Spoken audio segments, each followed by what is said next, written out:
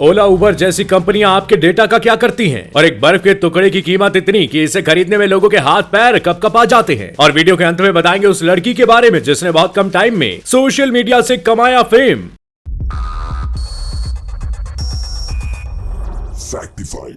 Facts on your face. Fact number 9, आप कहीं जाने आने के लिए उबर, ओला या रैपिडो जैसी सर्विसेज तो यूज करते ही होंगे जो आपको ऑन डिमांड ट्रांसपोर्टेशन की सुविधा देती है, जिसके लिए आपको अपनी डिटेल्स भी देनी होती है और फिर कंपनियां आपका डेटा सेव कर लेती हैं। लेकिन क्या आप जानते हैं कि ये कंपनियां आपके पर्सनल डेटा का क्या करती हैं? असल में बिजनेस स्टैंडर्ड की रिपोर्ट के मुताबिक साइबर सिक्योरिटी कंपनी सर्फशार्क की एक स्टडी में पता चला कि आपका पर्सनल डेटा इन कंपनियों के लिए ऐसे डेटा के तौर पर जमा हो जाता है। इन डिटेल्स में आपके race, ethnicity, sexual orientation, child birth info और बायोमेट्रिक डेटा को भी कलेक्ट किया जाता है, जिसके बदले में इन्हें अच्छे खासे पैसे मिल जाते हैं। अब सवाल ये है कि लोगों के पर्सनल डेटा का ये कंपनियां करती क्या है? तो जवाब ये है कि कंपनियां आप लोगों से कलेक्ट की गई जानकारियां थर्ड पार्टीज को बेच देती हैं। ये थर्ड पार्टीज ऐसी कंपनियां होती हैं जो ऐड के लिए डेटा का इस्तेमाल करती है, यानी आप अपने फोन में जो चीज सर्च कर चुके होते हैं, ये कंपनीज उसी चीज का ऐड आपके फोन की स्क्रीन पर दिखाती है और फिर इन्हें मार्केट में सेल करती है। फैक्ट नंबर 8, दोस्तों आपने दुनिया में होने वाले एक से बढ़कर एक हैरत अंगेज स्टंट्स तो देखे होंगे,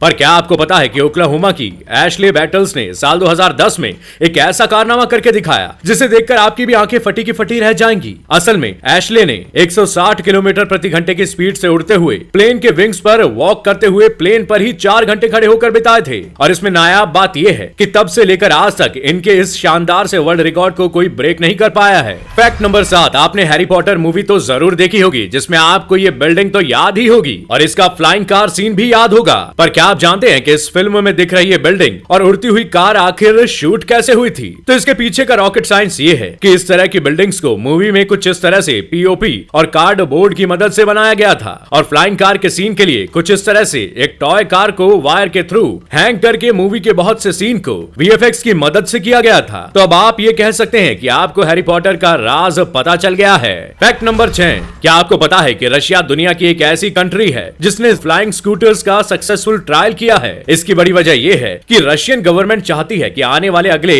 5 से 6 सालों में अपने देश में स्कूटर्स को रोड पर नहीं बल्कि हवा में ले जाए, ताकि वहां के लोग इस तरह के स्कूटर्स को खरीदने के लिए इंस्पायर हो जाएं। इस टेक्नोलॉजी की मदद से रशिया दुनिया की पहली ऐसी कंट्री बन जाएगी जहां लोग एक जगह से दूसरी जगह जाने के लिए इन फ्लाइंग स्कूटर्स का इस्तेमाल करेंगे। फैक्ट नंबर 5, अगर मैं आपको कहूं कि आपको एक आइस क्यूब खरीद के लाना है तो आप इसे कितने रुपए में खरीदेंगे? ज्यादा से ज्यादा 10 या 20 रुपए में। लेकिन क्या आपको पता है कि यूएसए के ग्रेस लग्जरी आइस नाम की कंपनी अपनी सिंगल सी दिखने वाली आइस क्यूब को 10-20 रुपए में नहीं बल्कि पूरे 25,000 रुपए में बेचती है। इस कंपनी का दावा है कि इस तरह के आइस क्यूब को अलग अलग जगहों के नेचुरल वाटर को स्टोर करके और अच्छे से प्योरीफाई करके जमाया जाता है और यही वजह है कि ये आइस क्यूब दुनिया की सबसे महंगी आइस क्यूब बन चुकी है। फैक्ट नंबर 4, दोस्तों कहते हैं मरने के बाद लोगों को चैन की नींद नसीब होती है, लेकिन ईस्ट अफ्रीका के देश मेडागास्कर के मैलागैसी समुदाय के लोग एक ऐसी अजीबोगरीब प्रथा को मानते हैं जिसमें लोग अपने पूर्वजों की डेड बॉडी को दफनाए गई जगह से बाहर निकालते हैं। उसके बाद डेड बॉडी को नए कपड़ों में लपेटा जाता है और फिर फुल वॉल्यूम में गाना लगाकर उस कब्र के आसपास ये लोग नाचते हैं। इस प्रजाति में यह परंपरा बहुत ही पहले से चली आ रही है और हर 7 साल बाद ये मनाया जाता है। बता दें कि इस परंपरा को पामाडिहाना कहा जाता है जो कि अपने आप में काफी अजीब है। फैक्ट नंबर 3, दोस्तों मैंने आपको एक ऐसी लेडी के बारे में बताया था जो अपने फाट को ही बेचकर पैसा कमाती है, जो अपने आप में ही काफी अजीब था।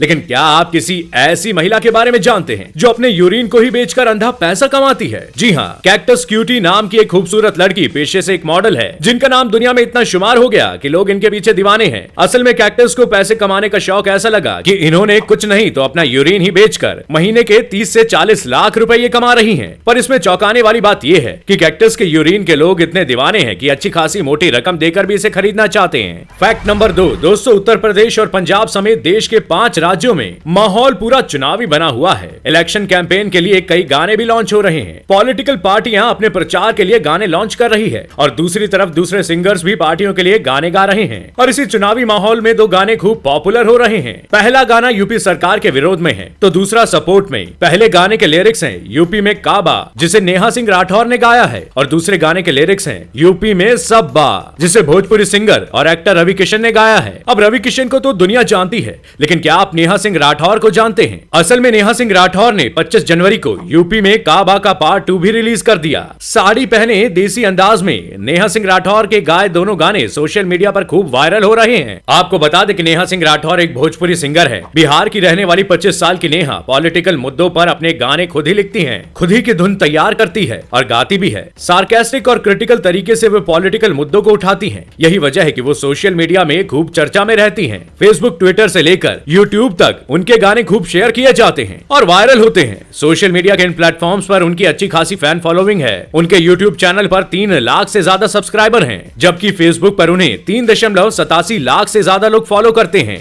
टिकटिया का फन्नोचत कुकुर बिलार बा है बाबा काबा यूपी में काबा। फैक्ट नंबर 1, मान लीजिए कोई तूफान अचानक से आ जाता है और सूरज चमकने लगता है, तो आप लकी हो सकते हैं कि आपको इंद्रधनुष दिखाई दे। लेकिन क्या आप जानते हैं कि आप रात में भी कुछ ऐसा ही अद्भुत देख सकते हैं? हालांकि वो अनबिलीवेबल रूप से अबनॉर्मल है, क्योंकि रेनबो की लाइट की इमेज रिफ्रैक्शन और फैलाव की वजह से होती है और अक्सर झरने और धुंध वाले इलाकों में ये ज्यादा देखने को मिलते हैं। तो दोस्तों, आज के सफर में बस इतना ही। उम्मीद है फैक्ट्स के इस रोमांचक सफर ने आपके ज्ञान को बढ़ाया होगा और आपको कुछ नया एंटरटेनमेंट भी मिला होगा। अगर आपको ये वीडियो पसंद आया तो वीडियो को लाइक शेयर करना ना भूलें और अगर आप चैनल पर नए हैं तो चैनल को सब्सक्राइब जरूर करें। मैं फिर मिलूंगा अगले हफ्ते नए फैक्ट्स के साथ। आपका बहुत बहुत शुक्रिया।